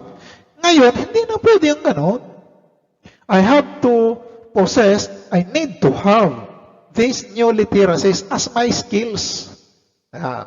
How do we work together if I do not have that skills? I do not know how to communicate with people coming from different backgrounds. I do not know how to use technology. Katulad ngayon, nagbago ang mundo natin. Paano ako magtuturo sa inyo if I do not know how to use these technologies? Marunong lang akong bumasa, marunong akong sumulat, and then that's all. Paano ako magtuturo sa inyo ngayon? So, kailangan ko ng bagong skills. Kailangan ko ng new literacies nga. Skills that I can use to do my job, to do my work as a teacher in these complicated times. So, with the use of technology, with the use of the internet, with the use of my gadgets, itong laptop na ginagamit ko ngayon, I can still do my job as your teacher. O, edi, yun. Meron akong tinatawag na new literacies. Yan. To a certain extent, no? Okay. So dealing with people coming from different cultural backgrounds, the ability to deal with them is also a kind of literacy. Halimbawa, naging teacher ka na, mayroon kang naging pupil na Muslim. You should know how to deal, how to interact, how to socialize, how to establish proper relationship with this particular pupil coming from a different cultural background. Iba yung kanyang kultura, iba yung kanyang religion kaysa sa'yo, at sa kultura at religion ng kanyang mga kaklase, dapat ma-handle mo ng maayos yung sitwasyon in such a way that the pupil will not feel out of place, the pupil will not feel neglected, the pupil will not feel that he or she is different from the rest. So, it's a skill, and it is a kind of literacy, as we will see shortly. Mamaya makikita natin kung anong klaseng literacy yan. Actually, it falls under cultural literacy. Yeah. So, if you do not have that skill, you might fail in doing your job as a teacher. Kaya kailangan talaga natin yung ating mga tinatawag na bagong literacies, new literacies, new skills, new knowledge. Yeah. Okay.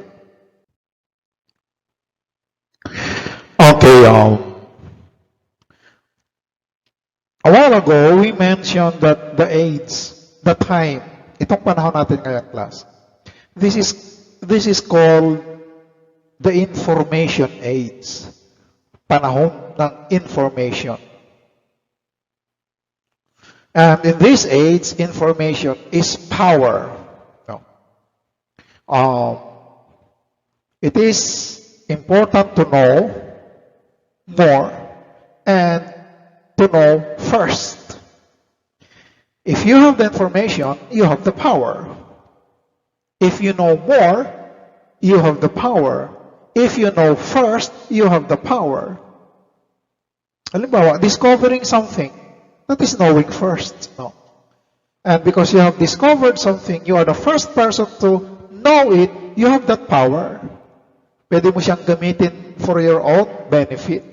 Naka-discover ka, naka-invent ka, halimbawa, nakagawa ka ng bagong program, that's power. And because of that, you can use it for your own benefit. Knowing first and knowing more can spell the difference between success and failure. Because a person knows more, because a person knows first, he will succeed. The opposite is, if a person does not know much, and he is one of the last to know, he will fail. Para bang may meeting lang. You were not informed about the meeting. What happened? You were not able to attend. Hindi mo alam eh. So you did not know. Therefore, you failed. Anong failure mo? You failed to attend the meeting. Ikaw naman, yung isa naman, naunang makaalam, and he knows the full details of the meeting. So, he succeeded in attending the meeting. He knows the place, he knows the time. And he participated actively during the meeting because he knew what the meeting was all about in advance and he was able to prepare. Ayan. How do we leverage both current and emergent technologies so that our endeavors are both productive and profitable? Ang ibig lang sabihin dito, class, how do we take advantage of the current technology and how do we take advantage of the incoming future technology, emergent baga class, so that our endeavors, the things we do in life, the things that we are working on, will become productive and profitable for ourselves, for the people around us, and for the community. Paano natin siyang magagamit? So, itong mga tanong na ito nga ay nangangailangan ng new literacies. Kaya nga, the point here is, the point I'm trying to drive at here is that new literacies are important because we need answers to these questions. Hindi tayo nagtatanong ng mga ganitong tanong for the purpose of answering these questions. We are asking these questions in relation to the need for new literacies. Kailangan natin ng mga bagong literacies, mga bagong skills, bagong knowledge because we want answers to these questions. No? Another question for which we need new literacies. How do we navigate and manage the veritable minefield of information that was once considered taboo and private and is now online for all the world to see and judge whether we like it or not? Because of the prevalence of social media, we have seemed to lose our privacy. No. Para bang ang buhay ngayon ay it's an open book for everybody to read, no? Very little is left for ourselves and for our family. Lahat kasi nakapost na eh. Makaon niyang ganit linogaw ay picture, click, post. Oh, wow. Feeling blessed with linogaw, with itlog, with calamansi. See? Linogaw pa yan gato. Ang ibig kong sabihin, our privacy is, our life is now out there in social media for everybody to see. Yung mga bagay nga na tabu, ang ibig sabihin class ng tabu ay tabu. Hindi ito yung parang patulan, no? Tabu is bawal. It's prohibited. Tabu. Hindi siya pwedeng gawin. Hindi siya ginagawa. Bawal nga siya eh. Yun ang ibig sabihin ng tabu. Before, pag tabu, hindi talaga ginagawa. Tabu nga eh. But at present, these things that are considered taboo are now exposed to the public. No? They are now exposed to the public. Halimbawa, same-sex relationship. This is already very common. Diba? Nakapost pa nga sa sa social media eh. Parehong lalaki, parehong babae. In an intimate act. Excuse me. there. Nakikita ng mundo. Yeah. So yung kanilang privacy as persons is no longer there. Anong privacy pa nga? Nakita na lahat eh. Wala ng privacy. And it is there for all the world to judge. Some people judge them negatively. Some people understand them. Yung iba naman, some people say positive things about same-sex relationship. Well, iba-ibang tingin ng tao because we come from different backgrounds. Cultural, family backgrounds natin. We have different values. So the point here is that our privacy as individuals has almost disappeared. Parang lahat na lang nasa social media. Even personal, intimate things are posted in the social media. Wala nang pinipili halos, no? Nakapost na lahat. Nag-away sila magjowa, post. Nagkabati sila magjowa, post. Nag-away ulit sila magjowa, post ulit. Nagkabati ulit, post ulit. Yeah. Namasyal sa tabing ilog, post. Narapa, post. Hinabulit buhada, post. Di ba? Paano kayo na-picture ko yung buhay hinahabol? Jokes lang yan. So these are questions that need answers through new literacies.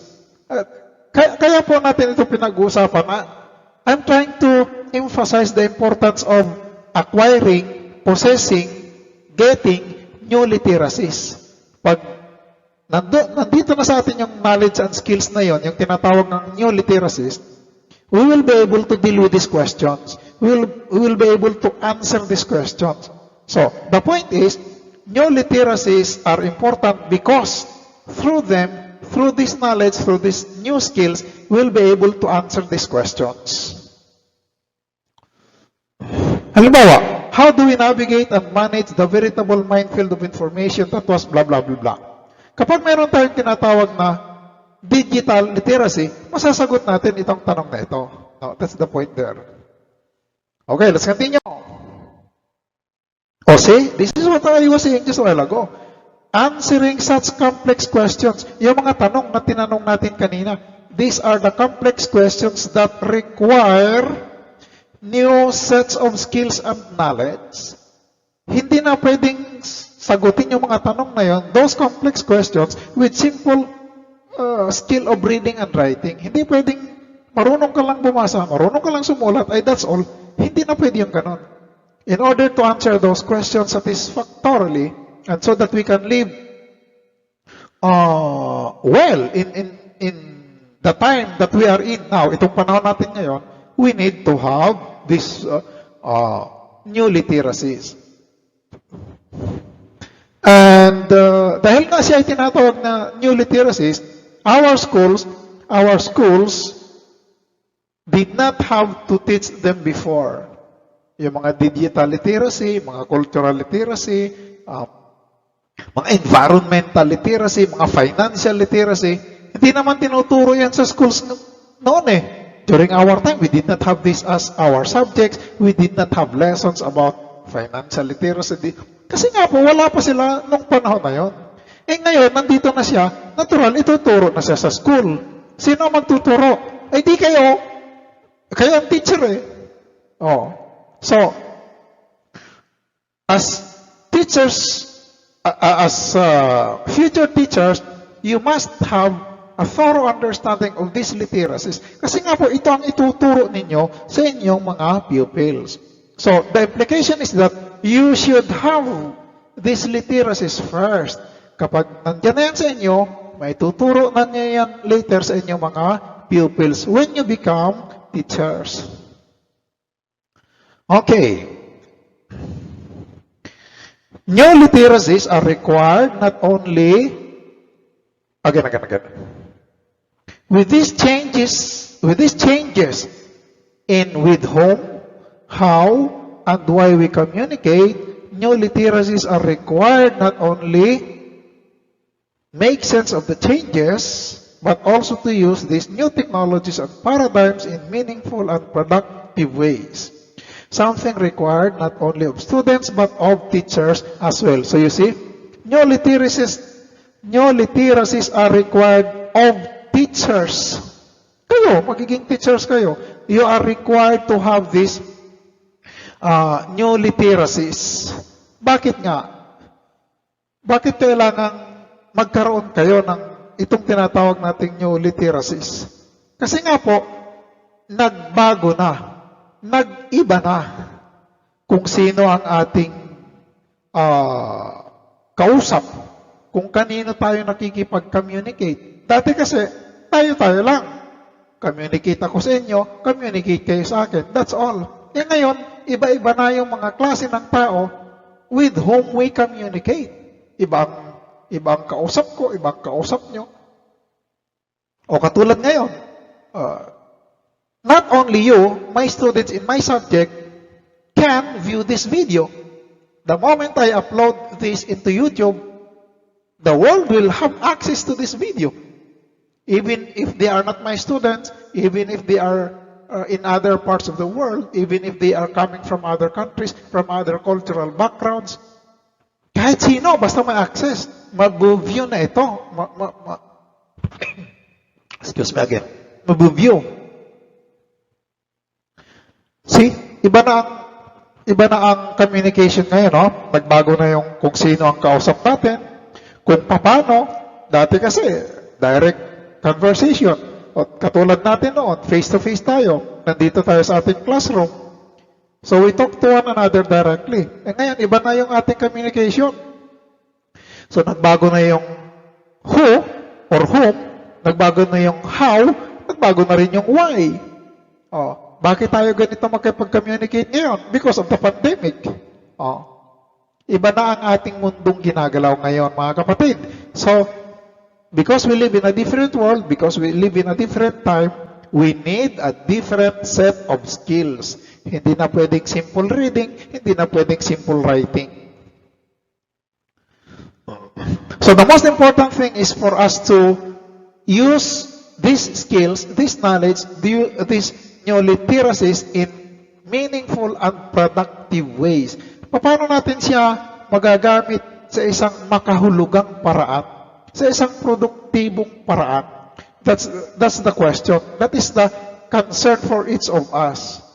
Paano tayo magiging mga produktibong mga teachers? Again, we need literacies or new literacies in order to do that. Magiging produktibo tayo, our teaching will become meaningful if we have what we call new literacies. Sabi dito sa ating slide, new literacies are required of teachers. Required tayo. Meaning, kailangan talaga na meron tayong tinatawag na new literacies. Otherwise, we might fail in our work, we might fail in our jobs as teachers. Baka hindi natin magawa ng maayos yung ating mga trabaho as teachers if we are still limited to simple reading, simple writing. Hanggang doon na lang tayo, ay wala. Nga. Okay. So, to better address the need of the teacher, para mabigyan solusyon, no? Mabigyan, I want to address, to pay attention to the need of teachers to be literate in these new literacies, isasama natin sa ating subject, no? In this course, meaning in this subject, we will discuss and explore the different new literacies. Bawat isang literacy, for every new literacy, one unit. So, dito sa ating subject, pag-uusapan natin itong mga new literacies na ito. First, globalization and multicultural literacy, which will focus on how our increasing ability to communicate with almost anyone, anywhere, in real time, requires new skills and attitudes. Globalization. The world has become one big village. Hindi ito katulad nung una na Parang pakiramdam ng mga tao, hiwa-hiwalay ang mga kultura, hiwa-hiwalay ang mga bansa. Now, because of the availability of technology, we feel that we just belong to one big village. Yeah, globalization. Ito namang multicultural literacy, our ability to understand the cultures of people coming from different parts of the world. Ibang kanyang pinanggalingan, iba rin siyempre ang kanyang kultura. Excuse me. Ano yung sinasabi ko? Hagoy naghatsing ka to. Nakalimutan ko yung sinasabi ko. So people coming from different cultures, no? How do we communicate with them? Iba yung kanilang kultura eh. So we will have a specific unit, we will have a specific chapter for globalization and multicultural literacy. Yeah. Kasi kailangan natin maunawaan eh. How do we deal with people coming from other cultures? How do we interact with them in such a way that they will not be offended by our words or by our actions? Kasi konting pagkakamali lang sa action ay nakaka-offend na ng ibang tao based on their culture. No? Tono ng boses, pagsasalita, mga galaw, pananamit. The things we do can sometimes be offensive to other people coming from different cultural backgrounds. In the same way, na yung mga taong galing sa ibang kultura, yung mga bagay na sa kanila ay normal, simple, sa atin ay nakaka-offend. So, how do we prevent that? What we need is multicultural literacy. Okay, so, meron din tayong lesson, no? Meron din tayong chapter regarding social and financial literacies. Social and financial literacies. This will revolve around our interaction with other people or other members of the society. At the same time, we will also learn how to manage our finances. Pag maging teachers na kayo, magkakaroon kayo ng pera. Kasi magsisweldo kayo eh. How do you manage that? Yung pera ninyo, how do you budget that? What do you do with your money? See, financial literacies. Ano ang gagawin para hindi naman kumulang yung sweldo? Things like those. In this chapter regarding social and financial literacies, we will also address the notorious problem of short-sighted Filipino culture. Short-sighted. Hindi daw short-sighted. Yan bang hindi nagpaplano ng pangmatagalan. Short-sighted. Hanggang malapit lang ang kanyang nakikita, malapit lang yung kanyang tingin. Para bang ganito? Nagkapera ako. Kasi short-sighted yung aking isip. Yung tingin ko hanggang nasa malapit lang. Nagkapera ako. Bigla akong nagyaya ng mga barkada. Pre, inuman kita. Perting inuman. May pera eh.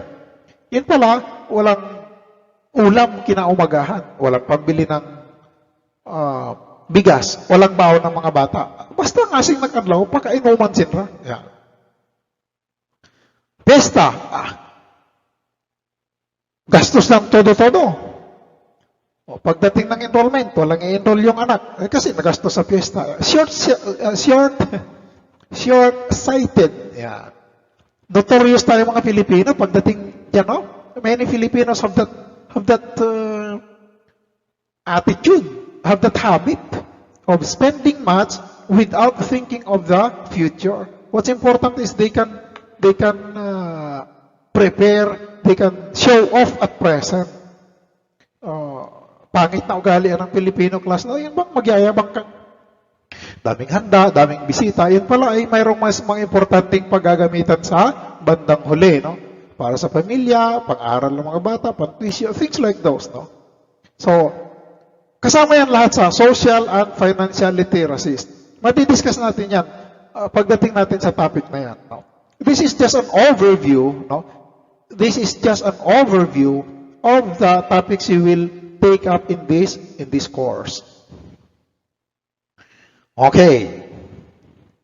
Kaya tingnan mo dito, ever widening gap between the rich and the poor. lumalaki yung agwat ng mayaman at mahirap. Palagi nating nakikita yan sa TV, no? Yung mga mayaman, lalong yumayaman. Yung mga mahirap, lalong naghihirap. Hindi nga nagatugyaman na yung pera nila. Yung mga mayaman, they invest their money in business. Yun namang mahirap. Pag nagkapera, inuman na gastos dito, gastos doon. Paano nga yung tighirap, no?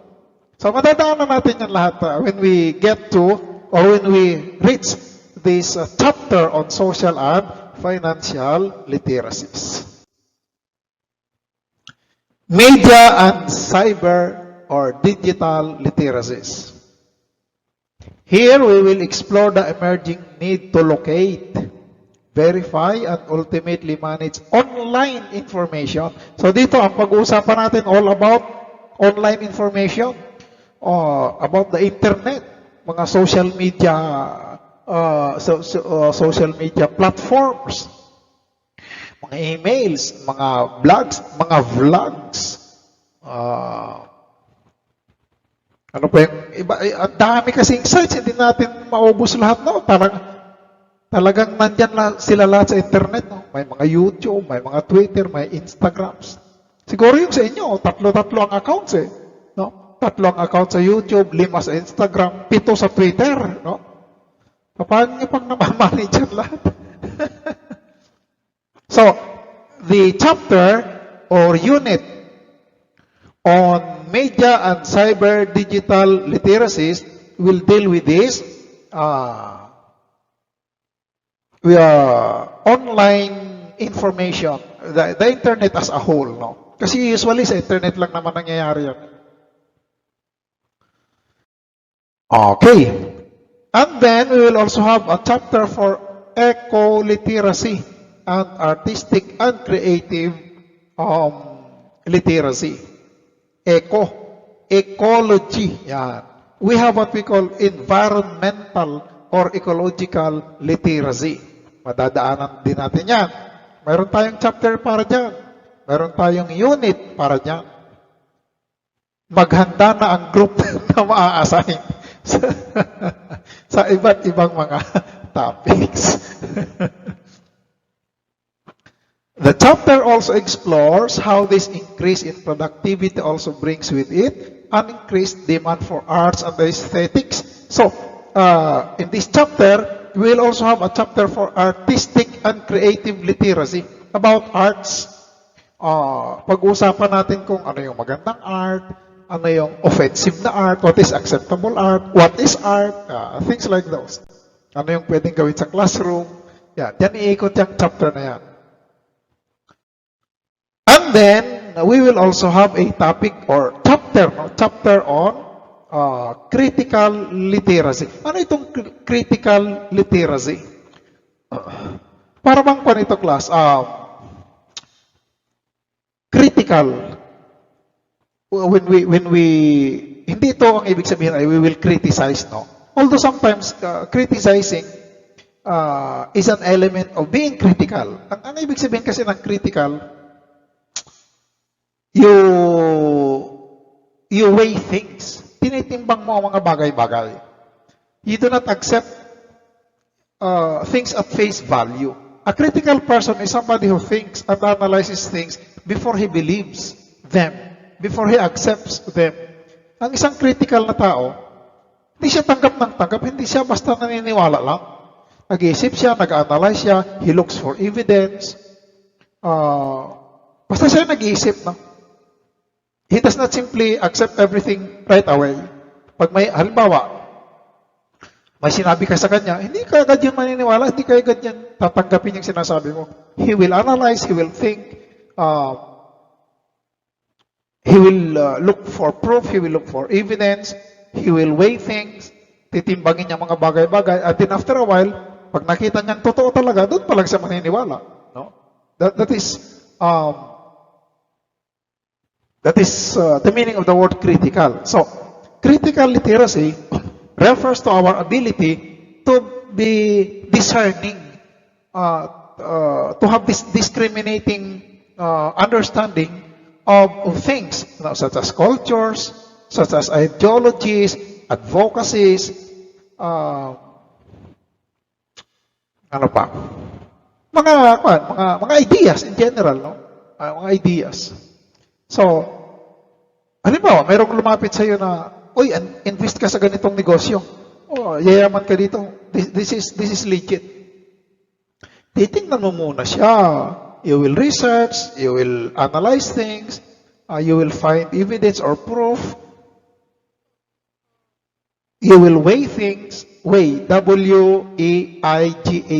Titimbangin baga class. Weigh. Ganun ang isang critical na tao. Nag-iisip, no? Hindi lang basta-basta naniniwala. We also need that kind of literacy because the time we live in is filled with texts. Yan ang nakalagay dyan sa slide. Texts bring ideas. Words bring with them ideas. So, what kind of ideas are we going to adopt? What kind of ideas are we going to accept? Diyan papasok yung ating pagiging critical thinker. Diyan papasok yung ating pagiging critical thinkers.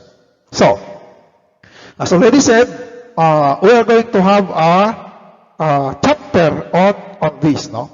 So, mas maintindihan natin ito pagdating natin doon sa chapter na yon. Anyway, we are just trying to have an overview. Parang general introduction of the course ito eh. No? A general overview of the course. Ibig sabihin, ano ba yung mga madadaanan natin sa ating course, this subject? Ito yun. Yeah. So, the different kinds of literacies that will be covered in this course. Ito yung mga i-discuss natin, ito yung mga i-report ninyo, ito yung pag-uusapan natin. What are the different kinds of literacies that we are going to take up or discuss?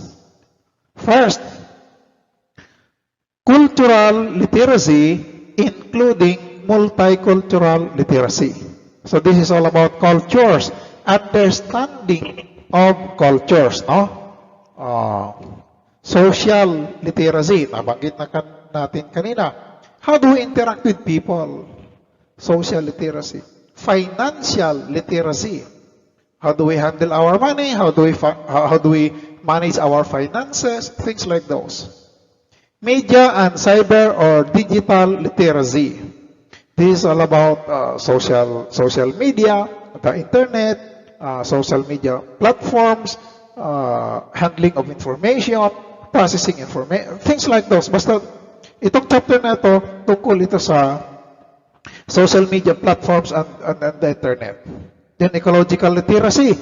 This will be all about the environment. So pagdating natin sa chapter na ito, we'll talk about the environment, about the ecology. Artistic and creative literacy. Nabanggit ko na kanina, no? This will be about arts. Ano ba yung acceptable art, appropriate art? How do we define art? Things like those. Basta, we'll talk about art. And then critical literacy, kadi-describe ko lang muna. Kadi-describe ko lang kanina. Yan. So, ilan yan lahat? Cultural literacy, social literacy, financial literacy, media and cyber or digital literacy, ecological literacy, artistic and creative literacy, critical literacy. And then, yan po, nagtatapos ang ating lecture video. So, as I've said, this is just an overview of the course, no? Parang general introduction. So, I hope that I have given you a general idea of what the course will be all about. So, ang purpose ko lang naman dito is to give you a general idea. Ano ba ang mangyayari sa course sa subject na ito? Ano yung mga madadaanan? Ano yung mga matitake up? Ano yung tinatawag na mga new literacies? Bakit kailangan ko sa buhay ko? I think I have achieved that purpose here now in this lecture video. Well, sana nga po, meron akong na-impart sa inyo, meron akong nasi-share. Sana may natutuhan kayo. And I hope that you will also do your own readings. Ang lahat ng mga tinitake up natin, dinidiscuss natin, nandyan po lahat yan sa internet. Dagdagan nyo lang ng konting basa on your own so that you will learn more. No? So, goodbye for now. I think that will be enough for today. Sa susunod ulit for our topic number 2. So, ingat lahat. Let us all stay safe. God bless everyone.